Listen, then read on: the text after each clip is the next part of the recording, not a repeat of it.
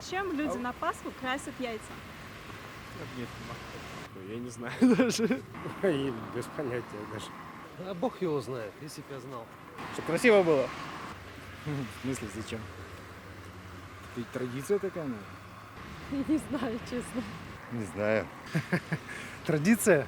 Чтобы радость в жизни была, чтобы красиво было. Это же очень красиво, когда яички красивые, покрашенные. Это праздник все равно. Воскрешение Господне, и люди радуются этому. Потому что это религия. Испокон веку сложилось. И чтобы украсить начало возникновения жизни. Этого я не знаю. Не знаю. Как по традиции, вот правильно бабушка сказала, по традиции.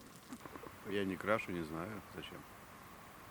Ну, издавна считалось, что красить яйца – это такая традиция, и яйца нужно обязательно красить в красный цвет, потому что это как символизирует пролитую кровь Иисуса Христа во спасение человечества.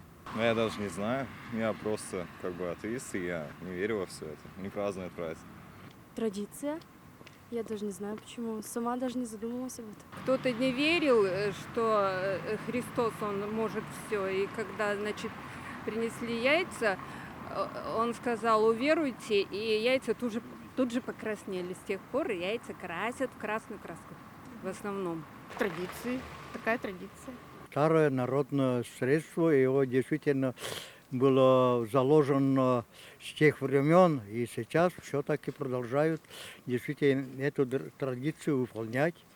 И надо действительно, причем не забывать старые традиции. Так я считаю, и так было, и все. И мы, наши родители красили, и мы тоже действительно традиции не забываем, тоже красим.